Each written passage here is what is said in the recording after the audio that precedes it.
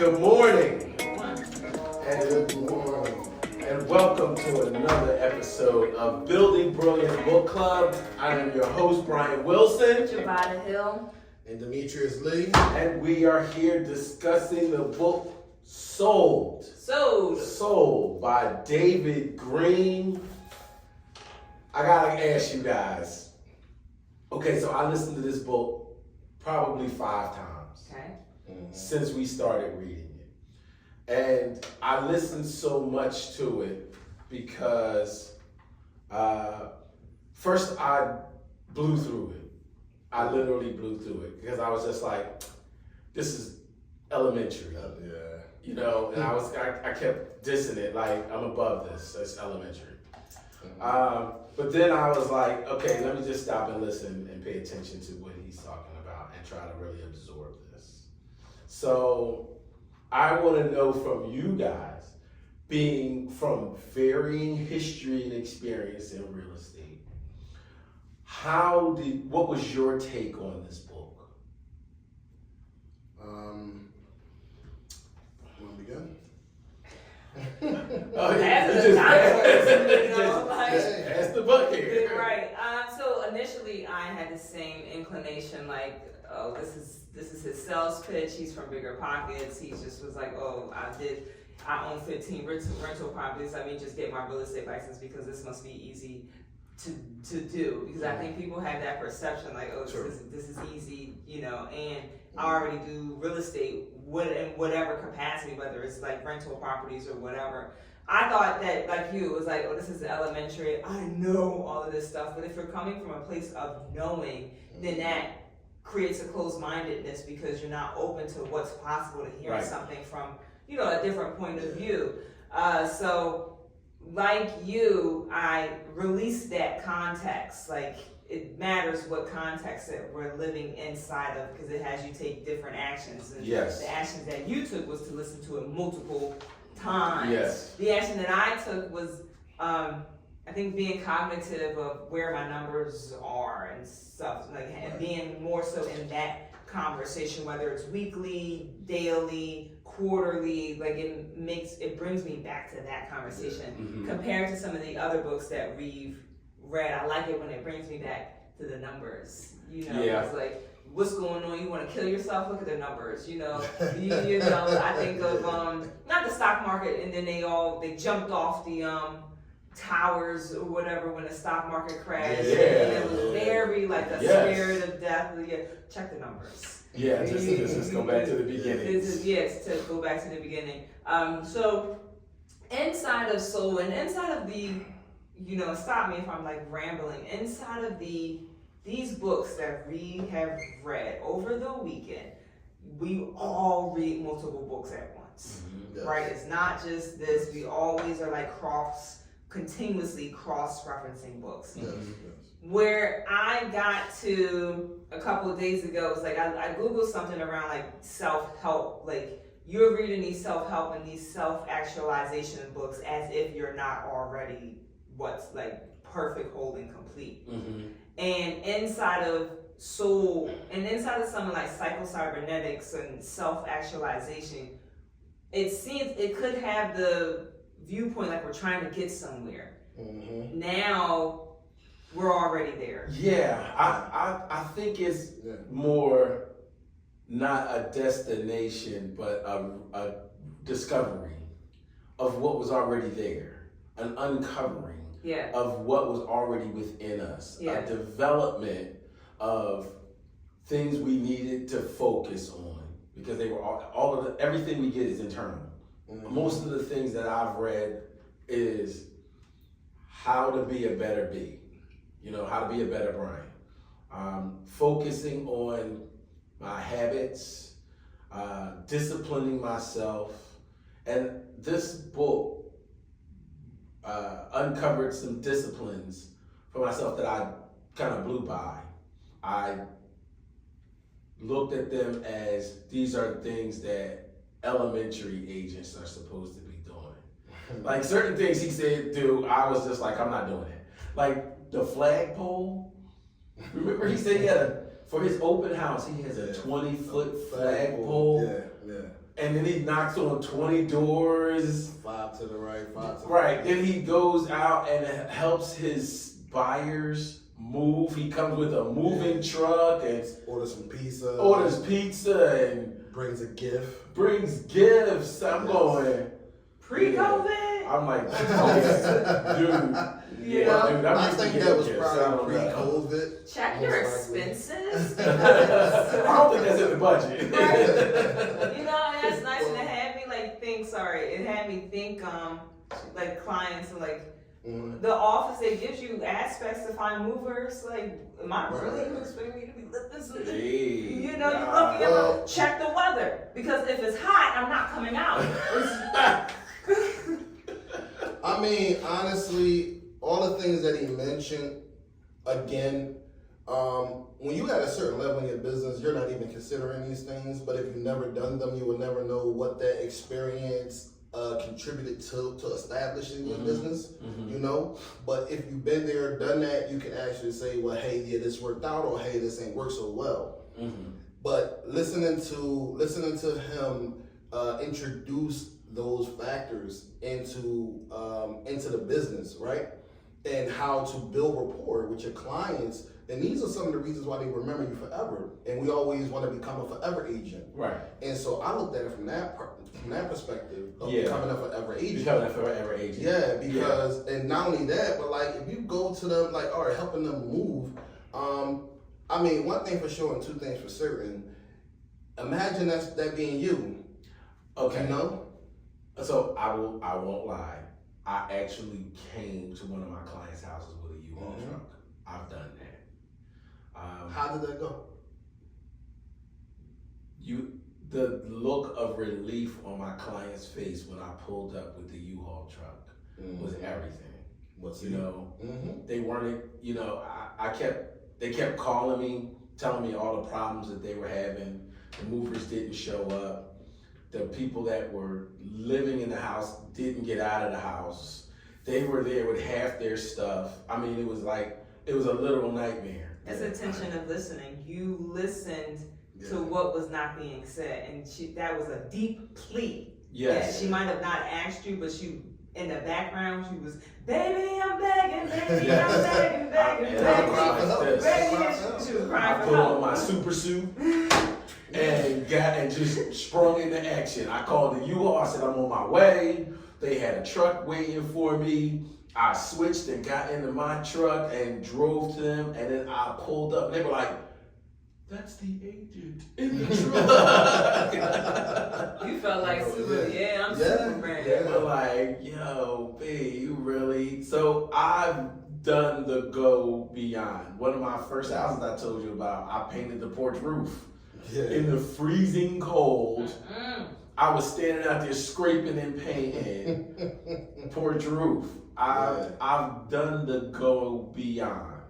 So I got what he was saying about taking those extra steps. And not just so like, you read some of these books and they have a direct reflection on your other business, like y'all, the team, like husband and wife, and the aspect y'all talk about finances, and like he's talking with his team about where are we together. And I think like bringing that collective, and this is my goals quarterly, not just in your work life but in your home life too. I think that has a collaboration effect of like, just put the numbers there. This is just what's up, and let's take not the mystery out of it, but if you do it in your business, we doing it at home. We doing it in every area of our life. We're having a weekly home meeting. These are our expenses. This is where we're at. Like, I think that opens up the space. Yes, it becomes habitual. It does.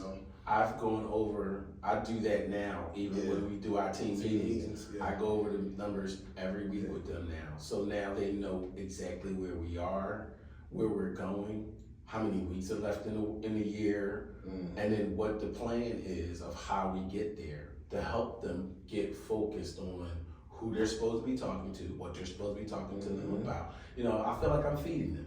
And they're feeding you too. Yes. You're not just, It's not just one-sided. It's Definitely not. No. One thing I can say about books like Soul is that it goes into the things like, all right, you may introduce a strategy or a plan or a goal, right? And that goal, once you introduce that goal, you give enough information on how to establish it, but how to put it into practice.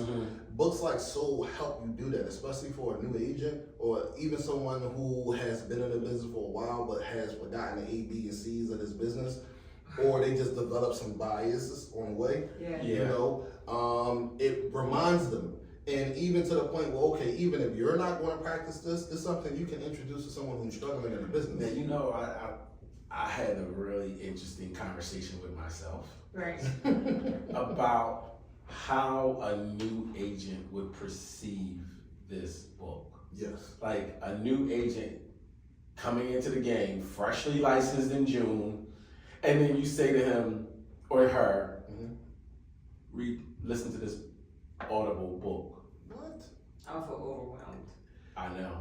They would. I think they would feel overwhelmed too. But then if you have like, listen to this book and pick 3 things that you can take from this book or 3 actions, then if you target the mind to think of 3 things, then you might not feel overwhelmed because you funneled it. Right, Atomic Habits. Yeah. Right, you really brought them back into focus. And that's exactly what I was about to say. I would say that not that they will become overwhelmed if they try to take it all on at once. But you know, just listening from going from chapter to chapter, you know, take 1 or 2 things that you fully grasp, right? And that you feel you can implement right away. Go from one, go all the way through the book, and in each chapter, just write down something that you think would help you get started, because getting started is the most important aspect. It is. You know? It is. And then you can build on that foundation, you know? But it's always, it's already overwhelming coming into the business and not knowing how to really implement or practice this business. It's overwhelming as is. That's why I can't understand people that look at this as a part-time business. Yeah. I got that 1 foot in, 1 foot out. I love what you said. I heard start with why, which we haven't been yet as a group. I haven't been there individually either. And I heard like in your Brene Brown, like sometimes it's the spirit of generosity, like the coffee and for the balloons. For me, it's the color. And if I'm like not like it's a doing well or whatever, sometimes the supermarkets don't have a great balloon, so I'm not picking just up anything. Right. You don't get so much. You come out here, you get La Colombe. You know, I'm not just picking up anything. Bless you. Right. Good catch. Right. Yep. Right. Then I forgot what's the But I'm with you on what I liked about it is it allows. When I first came in as a real estate agent, I realized that becoming an agent, I was able to express some parts of me that I was never able to fully express or develop. That's so cool. I love that. You know what I mean? Yeah. I got to be like, I can be me. I can be me. And now you're communicating, you're vocalizing. I thank you for the acknowledgement for the clips. It's a website that finds the stuff. So it's not just me. And I just wanted to share that. They do all the chopping and screwing and putting together and finding. So I just chose that one and that looked great. I'm going to also choose one, about your health journey too, because that all comes into effect inside of reading these books, because they, the message is in order. You want to be drinking more water than we drinking the good spirits. Because now that you know how much of an effect it has on me, I'm going to purify this vessel.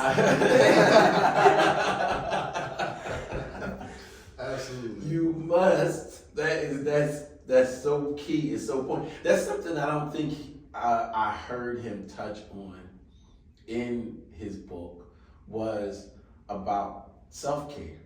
Taking care of in order to do everything that he said you had to do, even if you did 80% of what he said you had to do, you gotta be in that mindset. Remember, when you first came in, you kept saying, I'm not an agent. Yeah. We had to get him into the mindset of, Yes, you are an agent. Or just the identity too, to be inside of an identity and to say this is who I am. Yes. And you don't always have to be that, but an aspect of yourself. Some not just famous people, they're actors, they're philanthropics, they're there's so much more than this. Lord, give me a new name. I'm a husband, I'm a wife. Like I want a new name all around. I want a new identity now. Bucephalus Wilson. Bucephalus. Right. I was reading about Bucephalus Wilson last week. But healthcare, like mental health, that's where you would. Mental health, yes, because that's a huge part of being able to undertake a lot of the tools and challenges and resources that this book provided. You've got to be in the mindset to say, okay, today I'm going to get up and do an open house. And here's all the things that I've got to do to make the open house successful. Like, you really have to plan for that the week before. Yeah, you know this. Yeah. You've got to really put all of that into, it's not the day of, because the day of is show day.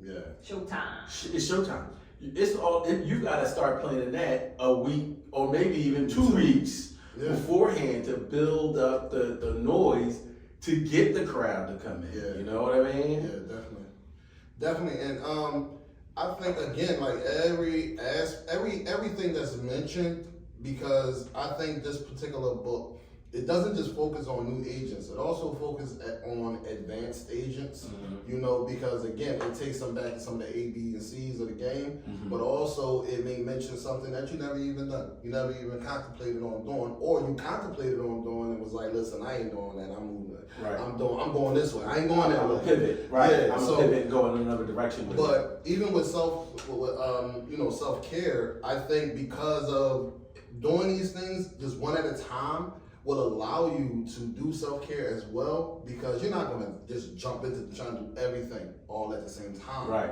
You're gonna break it down so that you systematically, so that you can progress. But because if you try to do everything at one time, I mean, that's the meaning of time, so that you don't do everything at once. Right. And you forget about yourself. You forget about yourself. You'll lose yourself in the process. So now, here's my next question for you guys. Given the current climate that we're in real estate with this settlement, how do you think David Greene would go back and change his book? I honestly think that he would give some insight on how to deal with both buyers and sellers, because sellers don't realize they put themselves at a disadvantage, right? By this lawsuit, they feel like they've accomplished something, and it's going to take them some time to realize that basically I set myself back.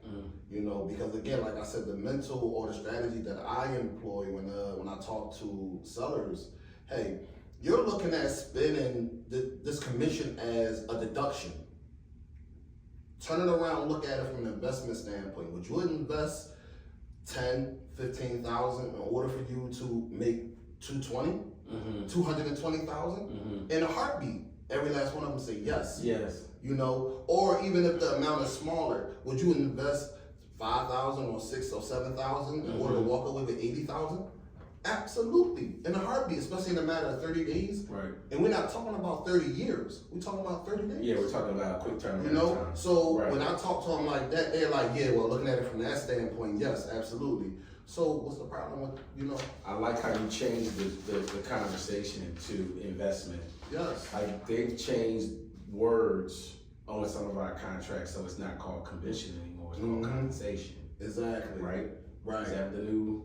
Yeah, but like, I love that we live in everything arises inside of language. Like Jim Crow, it arises, you put it on words, now you have a language around it. Because before there was nothing. Now you're decreeing and declaring a thing out of nothing. Out of nothingness. Yeah. Exactly. 0 to 1. So next you just change some words and like, oh, now this is how we speak. These are the words that we use. These are the words that we collectively use. all need to get on the same board. Yes. So I like how you not shifted. You just opened up the space for it to look at a different point of view. Yes. What I'm seeing now is like people in the agent background, like, we're happy to give you this 3%. We're happy to. Right. And I was like, oh, that's so Woo! cute. You know, like. We paying a realtor. Yeah, like I like that point of view too, because some people could look at it like, oh, I cut myself. Some people are like, I'm happy to give this to you. Right. I was like, This is the blessing. This is the blessing, and I in his book, if he would have wrote it down after the NAR settlement conversation, I think that he would have been more so on talking about contracts. Yeah. But I think that could have not been the case because he's in California and maybe there's some of their contracts are a little different, so he didn't want to get into like the complexity of it. Yeah, I think he said that he had one of his transactional assistants review the contract with him and let him know how to fill out the agreement. That's what he did, yeah, because he didn't know how to do He didn't know how to do any of the paperwork. Yeah. And there's some people that's like that now, 2024, that don't do the paperwork. Right, and we realize over here that the paperwork is everything. The contract is everything. If you don't know how to fill out the agreement of sale, are you really a real estate agent? And what contracts are you binded in that you really don't know yet? Yeah. And it's a deep, Yeah. I mean, what we talking about, Jay? I mean, you have some people who just all they focus on is some portions. They don't really understand the contract. They just focus on certain portions. Like, for example, that commission, Right? For the name, who's representing who. Like, it's just certain portions that they really focus on, and they understand those. But then the other things, they just They just shy away. they overlook it. But I think that David Greene would have got into explaining the contract and especially dealing with the buyer situation. Yeah. I think he would have really, pointed that out and broke that down and gave you some insight on how to make that conversation a little easier. Yes. So yeah, or even how to go into that like he was great on scripts. Yeah. So I think he would have worked to try to find some way to script the conversation out, to role play that conversation out of what you're talking to them about, how you're leading them into the conversation. I love the scripts. I love the scripts about your concessions, and what that conversation will look like. So yeah, I think he could come out with another book. I think it would be timely that he would come out with another book, especially now. I would expect that an updated version, because that would definitely enlighten a lot of agents, especially dealing with that, because right now everybody going crazy. Everybody he has a nice pool. He has a nice pool. There's calmness in the storm. You don't have to go crazy. You don't. But they you know what's interesting about that? He's right. They are. They're losing their mind because of fear, change. Yeah. Do you know what I'm saying? They don't like change. I heard people talking about getting out of real estate. You know? But see, that was already a conversation prior to this, and this NAR just made you vocalize it. Yeah. Now that you said it, I know who you are. And now it might be time for you to go. Because it was already there for you if you said it. From the heart speaks the man, or something like from your heart. It was there. You're just waiting for an opportunity. You get into an argument or whatever, and they say something crazy. You've been thinking that for weeks. You were just waiting for an opportunity to say it, to get it out of your mouth. It's been stirring. It's been stirring for you. It's like they say, a drunken mind speaks a sober mouth. And people be drunken with rage. Drunken with emotion. And they can't control it. That emotional intelligence, it just evaporates. And so everything comes out that they're feeling, and without even considering the words that are coming out of their mouth or how they frame it. Or remembering. Yeah, and I said that. Did I? When did I say that? When you were upset. Yes. When you was the dark spirit. Yes. Now that I'm renewed, I am no longer that person. Exactly, right? I don't know. I'm looking at this NAR settlement through the eyes of extreme leadership. Jocko and those guys kind of put me in a mindset of we're the front line. Let's take on this, let's burn the ships and forge ahead. If your front line is calm, your soldiers is going to be calm. If your front line is panicked, your soldiers is going to be panicked. yeah, You nobody shouldn't going- be on the front because nobody like, gonna kick I'm ass. going to take on, I can choose to take on your energy or I can choose not to. And if you know, weathering the storm and being calm and like, you're a leader that I want to follow. Yes.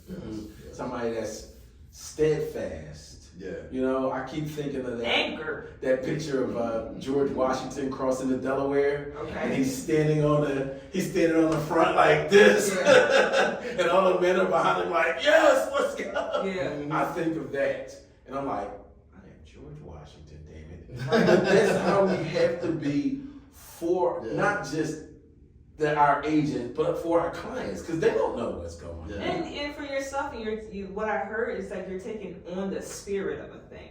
You know, I thought of Martin, I thought of a little bit of Kunta, but you're taking on the spirit. When you come in here, you took on the spirit of La Colombe. Society Hill gets, I'm off, this is my last time. Don't. He gonna drive you on that I know, right? I gotta bring it some like on there. Now you come out here. Society Hill. Hey. I gotta bring you something special now.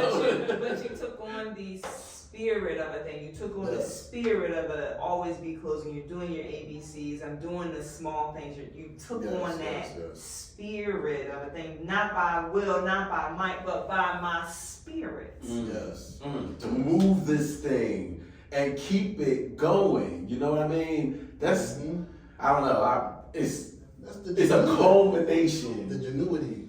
You know, when you don't meet a lot of people who are truly genuine about what they feel and how compassionate they are, and like it just comes out of them. You know, that's what I get from the both of you guys. You know, and I enjoy that.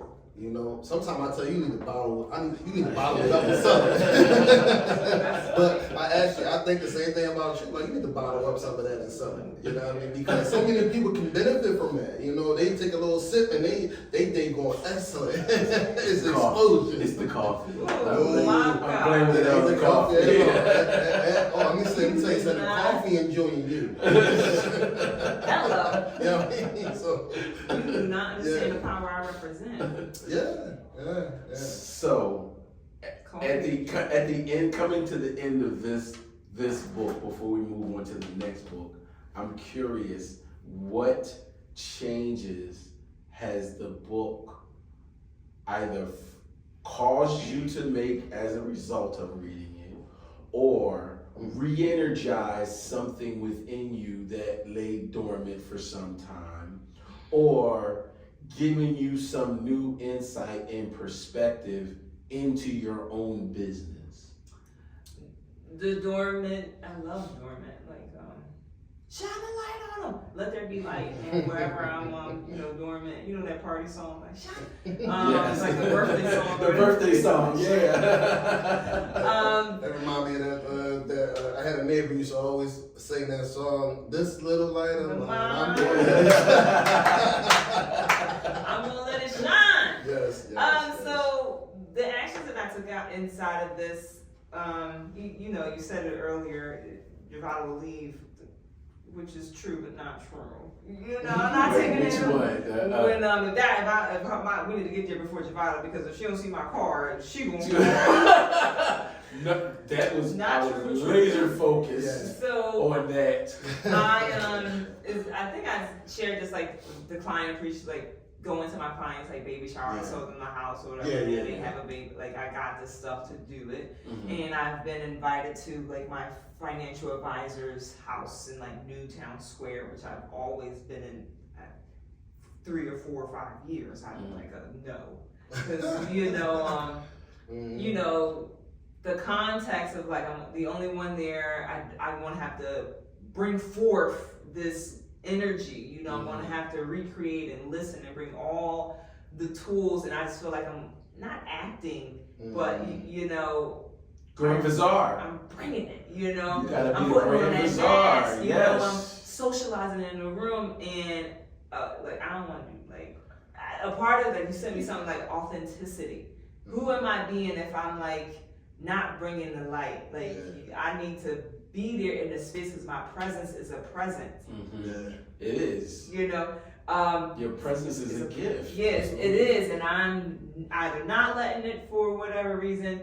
Inside of the book, I say yes to going to New Testament. Okay. And I think this experience being here in Rosemount helped a little bit, maybe, to saying yes to different neighborhoods and different, not principalities, but just boundary lines. Because deep down, we're breaking not, curses, but like 15 generational years of like redlining and where are you supposed to be and where aren't you, and here's your water fountain and here is mine, and I can be like, I'm not coming into the world to play that game. I keep my black ass in the house with the doors closed. And then now I'm like inside of soul, be with me, Bojavada. And it's like, yes, just say yes, say yes. And so I said yes. Stepping out of that comfort zone. Stepping out, but I know, I don't even know if it's safety, but that's inauthentic, because wherever you are safe. And if you're coming from, this is like, I gotta put my suit on, I got my, bulletproof vest on, you just don't see it, but I'm guarded. Is that inauthentic? Because really, people love you. People want you to be there. They want to be around you, and for whatever reason, you're blocking it. So inside of that, I took 2 actions. I'm going to a baby shower, which, whatever, that's an act. Because you gotta smile and, bring forth. And you gotta be present for it. You gotta be very present, and everyone's like, I'm working. Like, I'm gonna have business cards. It's like, I'm not really here to see you. I'm really here to work. You know what's funny with that? I think of, you ever watch Seinfeld? No? I'm not no, okay. I'm not. So there was an episode of Seinfeld where the group had to go and see their friend's new baby for the baby shower. And the baby was ugly. And everybody was standing around looking at the baby like, oh, look at this beautiful baby. And then they looked at the baby and went, oh! But I think about the whole process for them of getting prepared to go to see this baby, and all the thoughts that they verbalized amongst themselves. It was like they represented 4 different characters of my own personality, having the conversation with myself about preparing to go see this baby. And going to see the baby is just the symbol right now, because it could have been anything.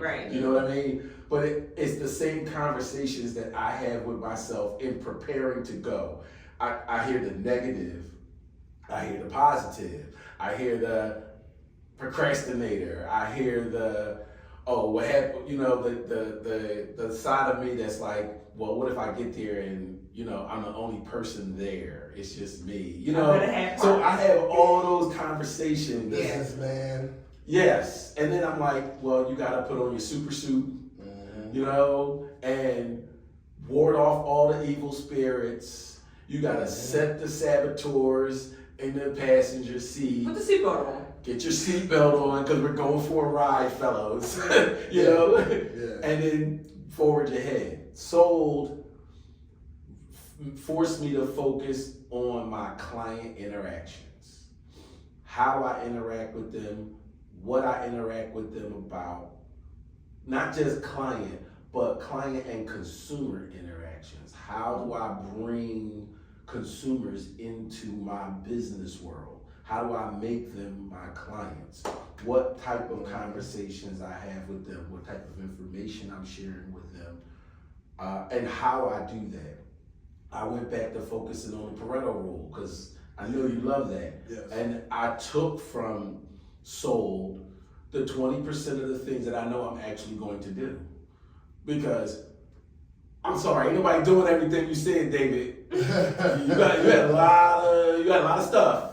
We're not doing all of that. Well, I think it's impossible to implement everything. And I'm not saying impossible from a real standpoint of being impossible. What I mean by that is that not everyone is going to implement everything, but everything that he mentioned is going to be implemented. A portion will be implemented by different individuals because they benefit most or they maximize on that particular aspect. One of the things I grabbed from it was how to maximize usage of my CRM. Okay. My situation with it, not that I don't follow up, but one of the things he mentioned was take notes from every conversation. Yeah. So you can pick up where you left off from. I didn't utilize that. I tried to memorize it, and then as I'm calling, I'm like, dang, what was I talking about? And it, right when they answer up, it clicked. Oh yeah, we was talking about but however, I don't have everything else prepared that I want to talk about. You know, and this caused me to go past the 5 or 10 minutes that I was actually willing to spend in that conversation. That turned into a 15-minute conversation. You know, when he was talking about, when he said that thing about at the open house, have people sign in and then make notes about what they were wearing so you can remember them, and then incorporate those notes into your CRM, and then tell them when you were going to call them and find your follow-up and how you follow up with them. I'm like, Dave. You know what was funny? Because he mentions make it like standing over top or standing beside them as they so write down the information, their number. Yeah, so you can make sure that they weren't writing in fake numbers. Yeah, and repeat it back to, or ask them to repeat the number or just to confirm the number. Right, you pick it up after they wrote it. Okay, yeah. So you were 215 5. That's your number. And and they let them finish it. And I'm like, I never really thought about that. Dave, I'm not hovering over people. Yeah, I thought about that. Yeah, that is a very. It's a power move because you're using your body to inflict intimidation. Yes. But if the person on the other hand knows that they know that I gave you the wrong number, you better give them the wrong number back. Oh, so then you understand who you're playing with. Know how to room for a vulture. So if you're going to do that power move on me, I'm going to submit because that's what you want me to do. But I'm only submitting because there's power in submission. Yeah, but that can be intimidating. Well, I mean, depending on who you're playing with, you gotta really understand the room. You gotta really be able to read the room you in. I got accused of not being able to read the room that I'm in. When? This was several months ago, and I didn't take offense. Good. When it was brought to me, and I looked at it as, okay, maybe they're right. I'm not. And maybe they're right, I'm not reading the room because I'm focused on me. And maybe that's a little self-absorbed. Maybe I do need to turn my focus outward and understand who else is present, who else is in the room. So when I went to that thing with Daryl, I said, okay, let's pay attention to who's in the room. Let's not be so self-absorbed to think, okay, I just want to be by myself. Let me go get a drink and stay in the corner somewhere, mind my business. I said, all right, let's pay attention. Let's scope the room. Let's see what's going on. And in that, I found the people that I was actually supposed to be talking to. And I beelined to them. And I engaged. And I was fully present. And I made great connections. I love that aspect of zoom in, zoom out. And not that you're spending on a planet in the middle of space. Zoom in, zoom out. And you went to the exits, you played the wall a little bit, you calculated the space, you saw who was there, you counted the bodies.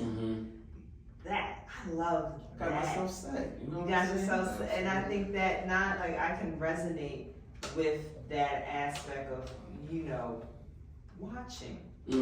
What's going on? Who's talking to who's not talking, who's not drinking, who is drinking. Right.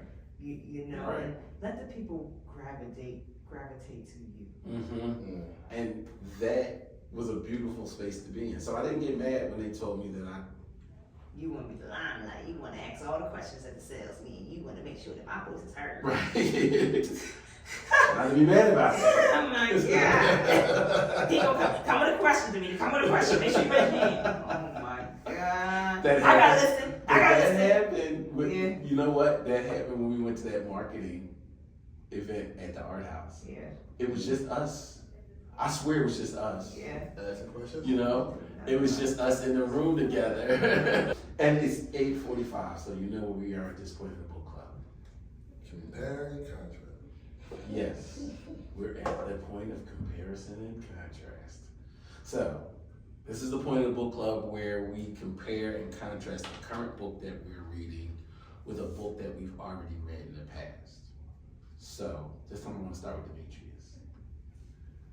I can only say that Atomic Habit crossed my mind many times while reading this book because he mentioned so many intricate particles of the success, progress, and determination that a person needs to be in this business and the steps that it takes. And he lays it out step by step. Although there's a lot of details and there's a lot of information. However, if one is to contemplate on Atomic Habits, it becomes a little more simplistic. Then I thought about Extreme Leadership. Because it's like, listen, like you said, we're on the front line, so you gotta take charge. You gotta prepare your weapon. You gotta know how to break that thing down, put it back together, clean it. You done cleaned it and everything, and now he ready to fire. You understand? So I thought about all that, and also in contrast to what's the other? Oh my goodness. Well, first and foremost, another book that crossed my mind is definitely Brene Brown, because the vulnerability. Yeah. You know, when he was talking about open houses and how to go and approach and go knocking on the doors, I've been there and done that, and I did not like the rejection. Yes. And it turned me away from it. But then when you think about how much of a role that played, the people know you in the neighborhood, they know somebody, you don't know who know what. The more news you get, the closer you are to a yes. Yes. You know? And so I thought about all three of these books, and in comparison how each one of them has helped my mindset to continue to grow. That's where it is. Yes. That's definitely where it is. Thank you. Thank you. So comparing, I'm gonna go with Succeeding Against All Odds, John Johnson. John Johnson. Oh no. Gang. Because John Johnson's in media, and then he went print and the magazine and everything. But you remember he ain't had no clothes. His mama was sewing his clothes together. He coming from the bottom. Now look at us, and throughout everything, whatever is thrown at you, it doesn't matter. Like, greater is he that is in me than he is in the world. Like, I'm bigger than all of this. Like, none of this. Like, I can't be shaken by any new kind. I don't care, because I'm going to succeed against all odds, Absolutely. And I'm selling you, I sold you that message just because the way that I'm being. Yeah. So, comparing it to that and contrasting, we touched on it a little bit. I'm going to go with the hidden messages of water, because he didn't necessarily talk about the intrinsic health parts of stuff. It was just more like business, but you need the internal flow to be able to give that. If your body is digested. If your body is out of whack and kind of like you're overweight, if you're not eating healthy, you're not letting it flow. You need that, and he didn't necessarily touch on. Yeah, he didn't give you that other side of it. Yeah, I see that. Okay, so my compare was Extreme Leadership. I looked at Jocko. I looked at David Greene as the generals giving me the instructions and the marching orders. And I'm trying to receive it, interpret it, and be able to tell the troops what's going on. I think of that with this NAR settlement situation. We're getting our orders from the top down. How do I take the information? They're giving me the instructions of the changes, but I've got to now digest it and then feed it to the troops. Simplify. But not just feed it to the troops, I also got to market it to the consumers? And how do I repackage and rebrand myself based off of the information that I just got from my marching orders, from David Greene, from NAR, from GPAR, from all the upper heads. And then how do I take that and make it into a nice pretty little donut and say, here you go, let me just feed it to the people. Do you know what I mean? Yeah. So that was my comparison. It was hard to contrast for me. So because there's so many books. But I think if I had to contrast David Greene to anything, it would probably be 0 to 1. And only from the perspective of everything that David gave us was not a 0. It was already, he didn't recreate the wheel. He gave us everything that every agent, he gave us bits and pieces of what every agent in the United States is probably doing. And then brought it all together and said, here you go. Book. Right, this is my book. He didn't give us anything that was original in thought. Very good point. He just rebranded everything that every agent across the United States is probably doing, and then poured it into one cup and said, this is what a real estate agent That's is. really good because, 0. If you can get down to nothing, Right. and he didn't get us down to nothing. He started at 3. Exactly. You know? And then took off from there. But that's why I mentioned that is beneficial for new agents as well as advanced agents, because some of them things, they may have been nothing original, but there are plenty of things that any agent on any level can grab from it that either left off of doing it and forgot how important it was to the success of their business. They may have started doing it and at some point felt like it was better to move on and to take it to the next level. They had to leave this behind. You know, it's kind of like moving from one location to another. Right. There are many, you take almost everything, but there's a lot of stuff to leave behind. Yes. You know? Yeah, his book was like the Whole Foods of real estate agents. You can go in there and you can pick something or not pick something or get what you need, nourish yourself, and then get out. Yep. Was that? No, it makes me feel like anyone can write. I'm waiting for your book. Quiet as Yeah. But then it makes me feel like not like I know anybody can write a book, but like he was just like, oh, I can do this. I'm just gonna do this. Right. And he said, here you go. yeah, like, but I have a bias because I like when some books go in deep, like the Tipping Point when he goes deep and he finds the hush puppies and he got all these other like examples and put them together and really got us to see it from a totally different perspective. Yeah. Yes. See,